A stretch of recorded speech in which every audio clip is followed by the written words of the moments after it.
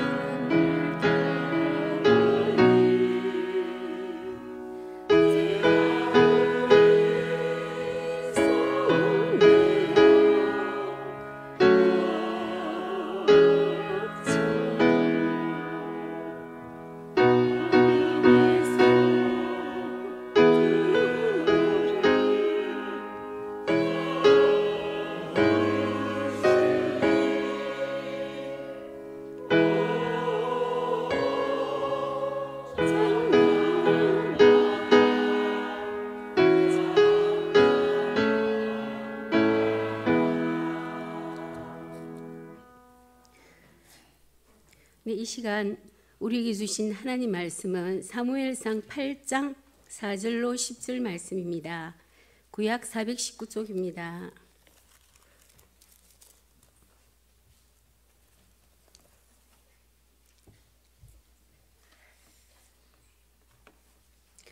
사무엘상 8장 4절로 10절입니다.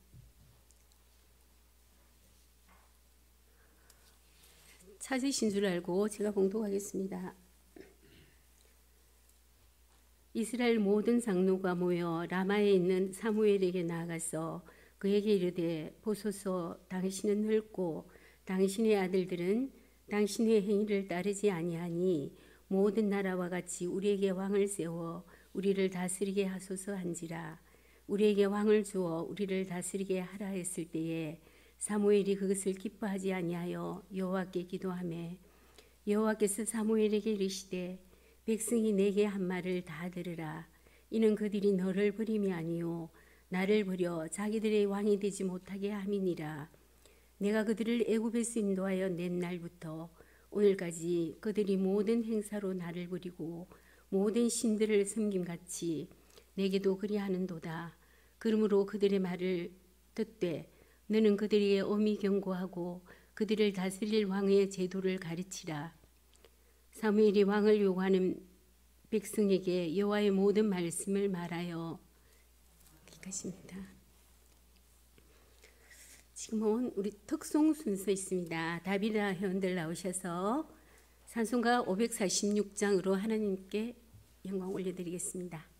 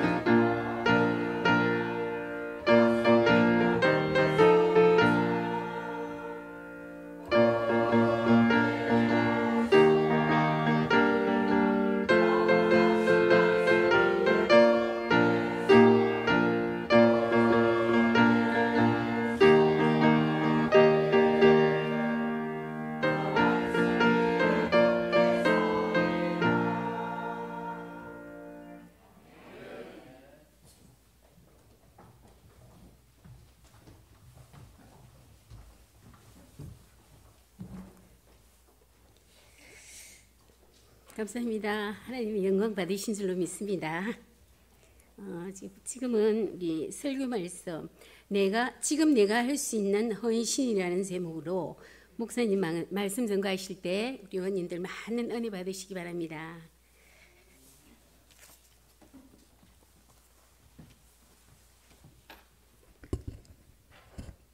기도드리겠습니다.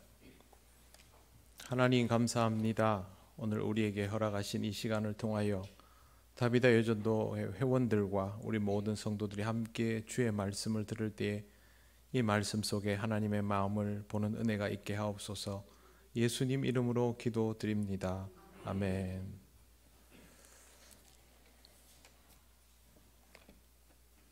제가 본문을 잘못 잡은 것 같은데 다비다 여전도회는 우리 교회에서 제일 연장자인 여전도회입니다. 그래서 할머니들인 것은 알겠는데 오늘 나와서 특송하시는 걸 보니까 아직 할머니라고 부르면 안 되겠다 싶은 생각이 좀 듭니다. 그래서 오늘 이 말씀을 지금부터 조금씩 마음에 새겨두시는 것으로 그렇게 이해를 하시면 좋겠습니다. 오늘 본문은 사무엘의 노년을 배경으로 하고 있습니다. 읽지 않았지만 8장 1절에 보시면 첫 번째 나오는 표현이 사무엘이 늙음에입니다.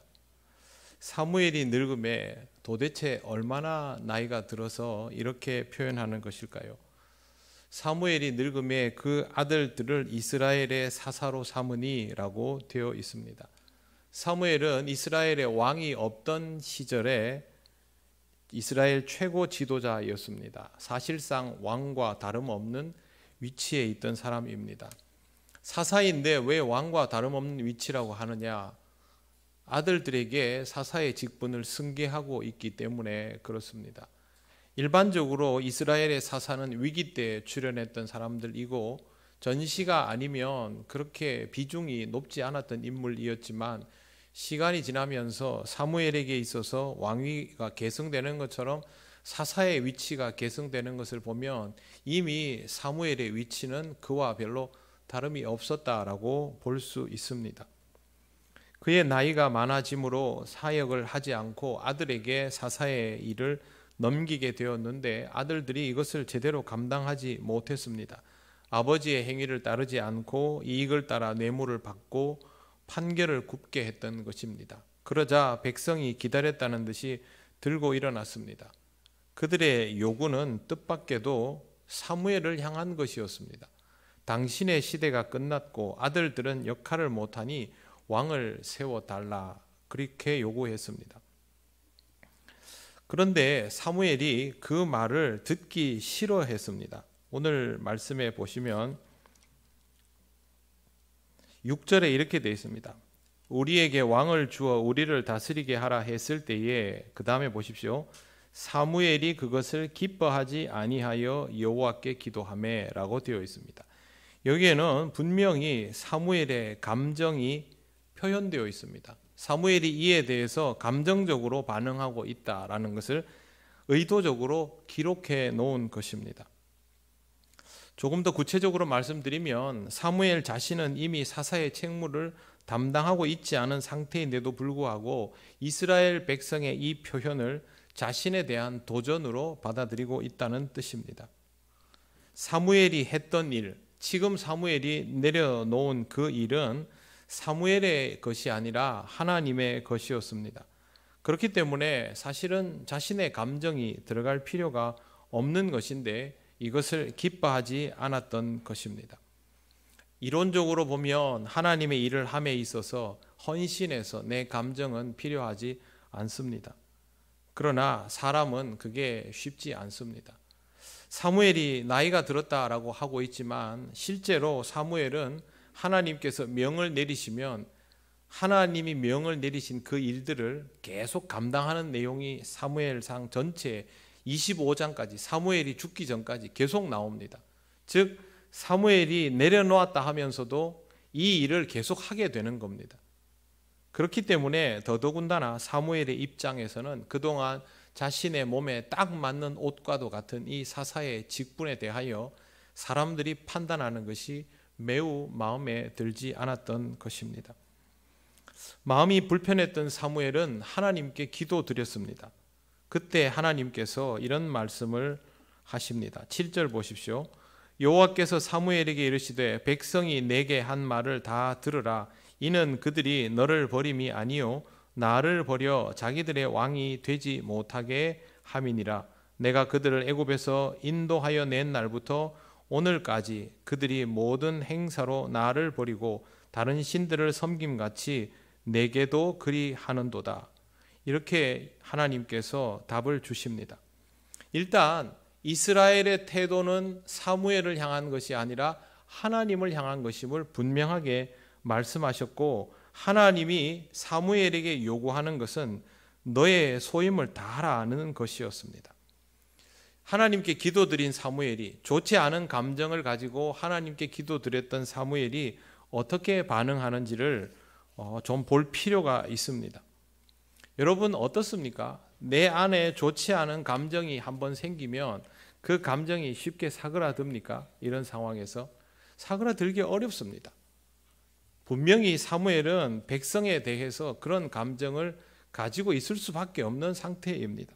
그럼에도 불구하고 그 다음에 나오는 사무엘의 태도를 보면 하나님께서 요구하시는 것만을 그대로 전달하고 있음을 봅니다. 사무엘은 하나님의 뜻을 백성에게 전달했는데요, 백성이 그 말을 듣지를 않습니다. 오늘 읽지는 않았지만 19절에 보시면 이렇게 되어 있습니다. 백성이 사무엘의 말 듣기를 거절하여 이르되 아니로소이다. 우리도 왕이 있어야 하리니 우리도 다른 나라들 같이 되어 우리의 왕이 우리를 다스리며 우리 앞에 나가서 우리의 싸움을 싸워야 할 것이니이다 라고 그렇게 대답을 합니다.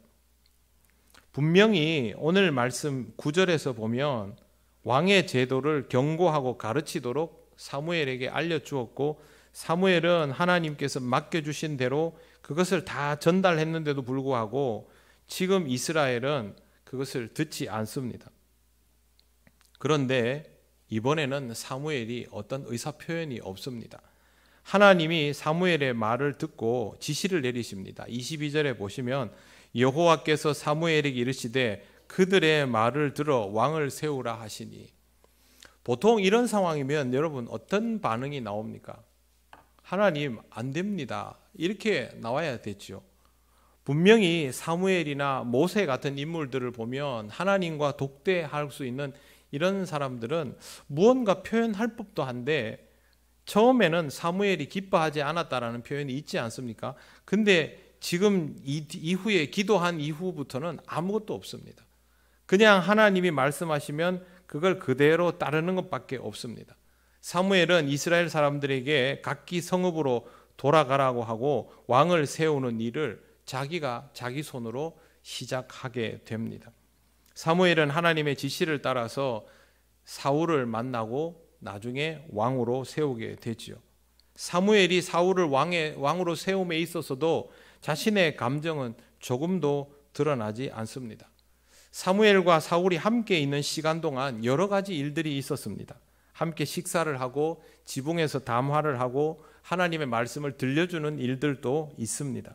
그리고 사무엘은 기름병을 가져다가 사울의 머리에 붓고 입 맞추고 하나님이 맡겨주신 소임을 그대로 감당합니다.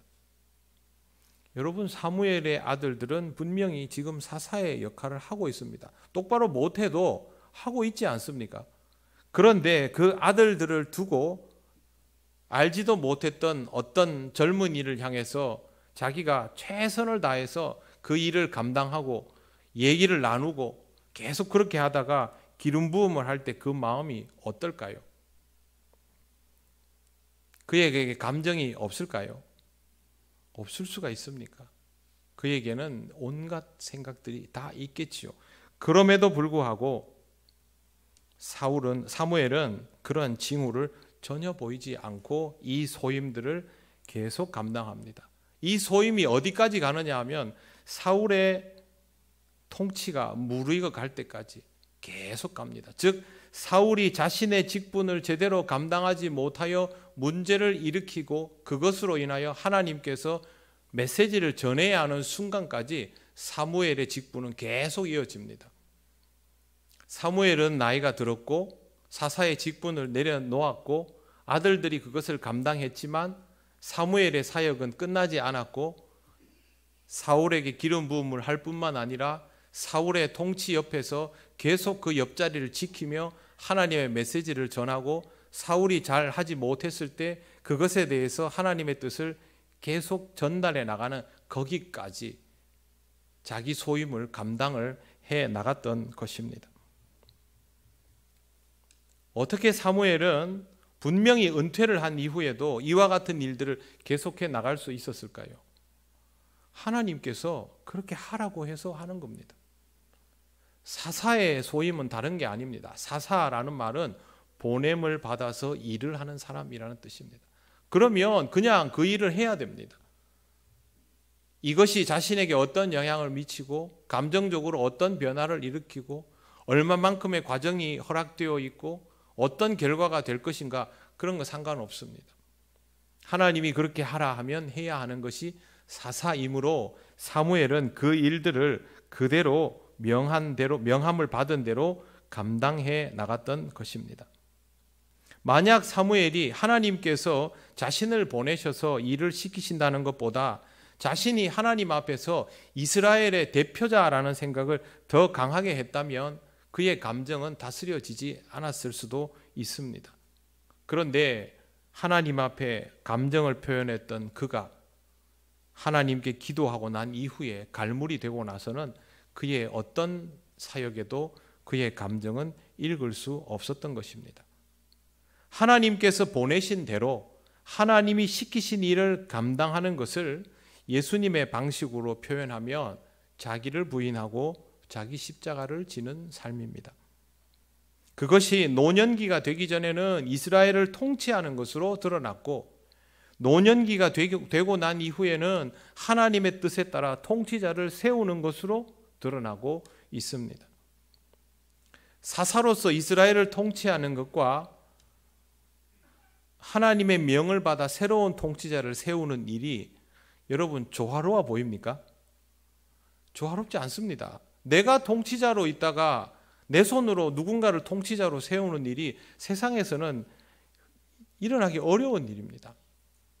그래서 실제로 이 두 개의 일은요 연속성이 없습니다. 사무엘도 감정을 그렇게 표현했지 않습니까? 그런데 이 일이 너무도 자연스럽게 흘러가다 보니 우리는 이 말씀을 보면서도 이게 연속성이 없는 일이어야 했다라는 것을 떠올리지를 못합니다. 왜? 이것도 하나님이 시킨 일이고 이것도 하나님이 시킨 일이거든요.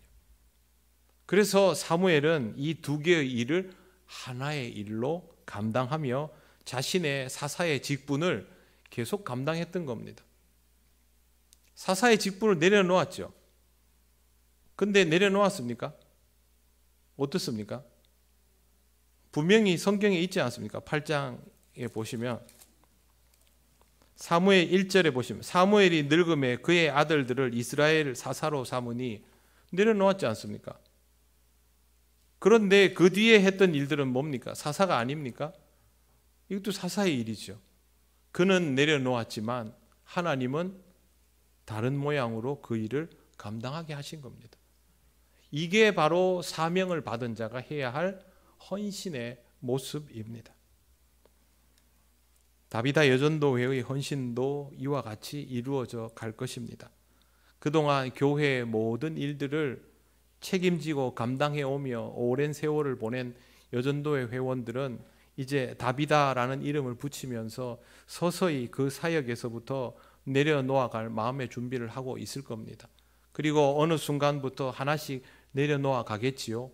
그러나 하나님께서 여러분에게 또 다른 일들을 사역하게 하십니다. 그 일들은 내려놓아 가는 것과 분명히 다음 세대를 세워가는 일이 될 겁니다.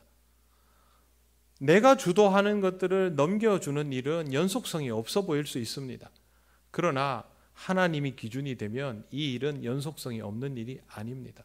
나는 그때도 하나님께서 쓰셔서 쓰임받아서 일했고 지금도 나는 하나님께서 쓰셔서 쓰임받아 일하는 사람입니다.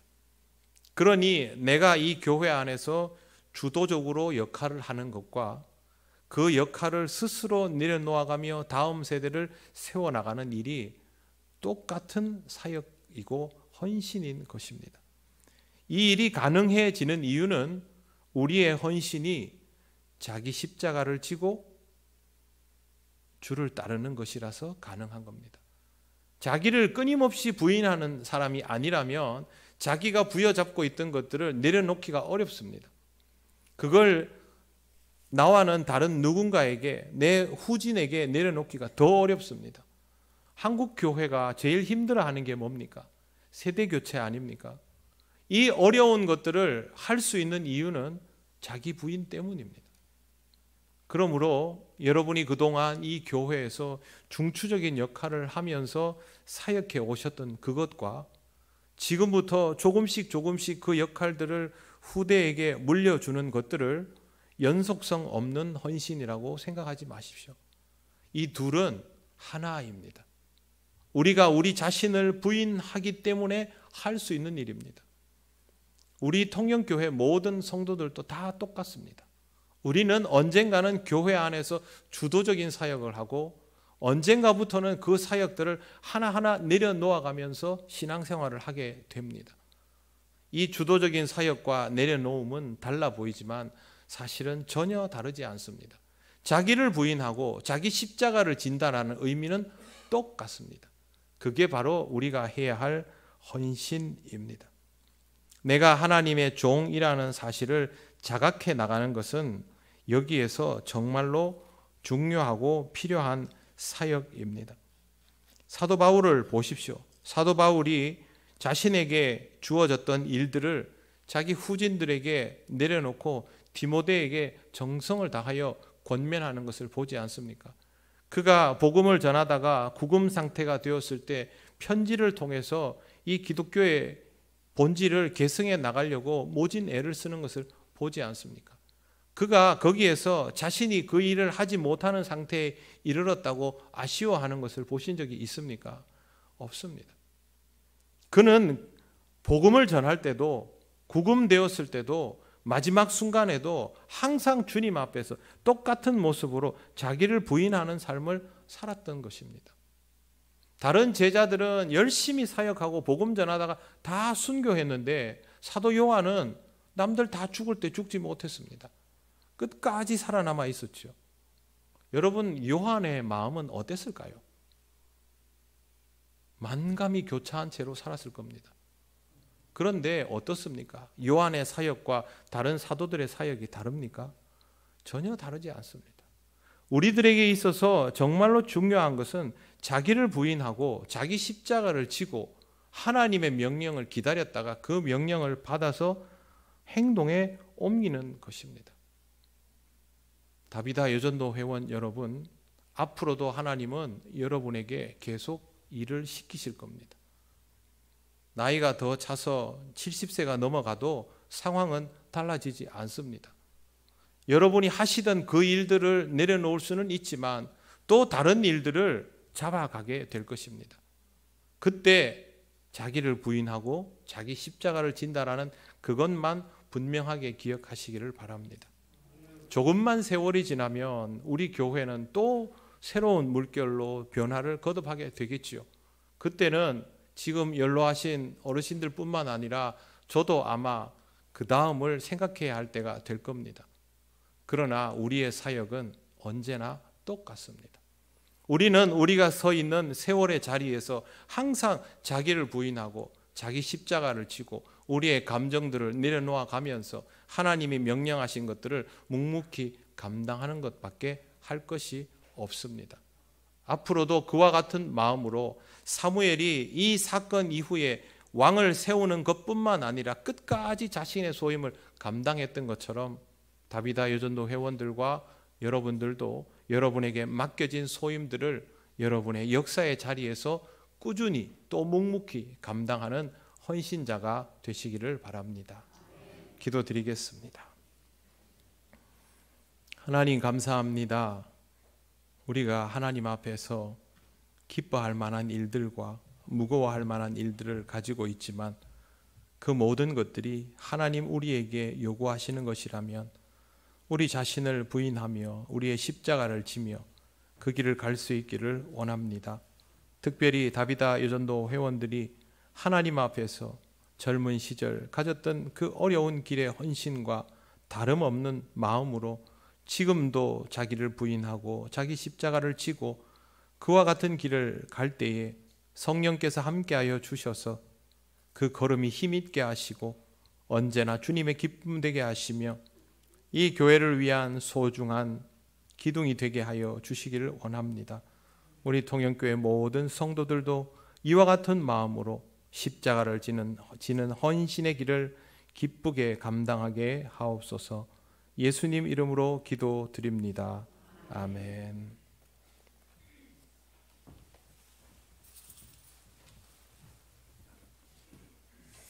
네, 목사님 감사합니다. 지금은 봉헌 찬양 368장 찬송 드리며 준비하신 봉헌하겠습니다.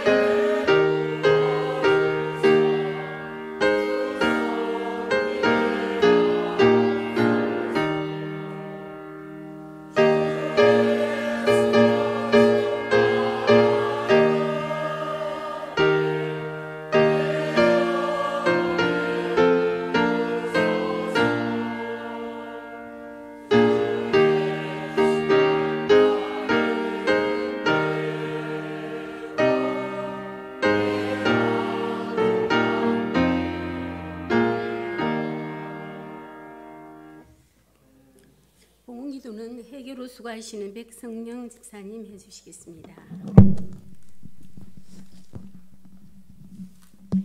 자비로우신 하나님 아버지, 다비다여 전도회 헌신 예배를 드리게 하시니 감사합니다. 우리의 몸과 마음, 삶 전체를 예물에 담아 봉헌합니다. 아멘. 예물의 크고 작음이 아니라 그 마음의 중심을 보시는 하나님 아버지, 우리들의 소원과 정성을 담은 이 예물을 기쁘게 받아 주시옵소서. 아멘.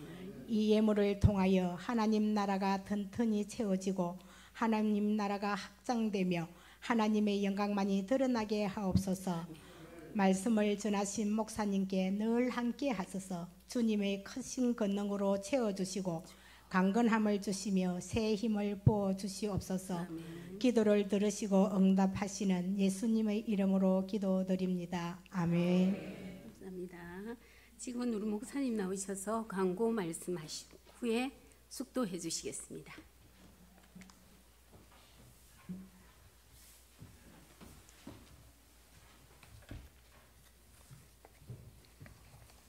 네, 교회 소식 전하겠습니다. 다음 주일 오후 예배 후에 정기 당회로 목양실에서 모입니다. 유아 세례가 5월 7일 어린이 주일에 있습니다. 교육은 4월 30일 다음 주일 오후 1시 새가족 부실이고요. 조건은 부모 중 한 사람이 반드시 세례 교인이면 됩니다. 연령은 1에서 3세이고 신청은 김민철 목사님께 하면 되겠습니다. 남자 화장실 공사가 이번 주 수요일까지 계속됩니다. 그때까지는 사용을 할 수가 없고요. 사택 1층 계단 옆에 있는 화장실을 이용해 주시면 되겠습니다. 여자 화장실은 그대로 사용하시면 됩니다. 다른 광고는 주보를 참조해 주시기 바랍니다. 축도하겠습니다.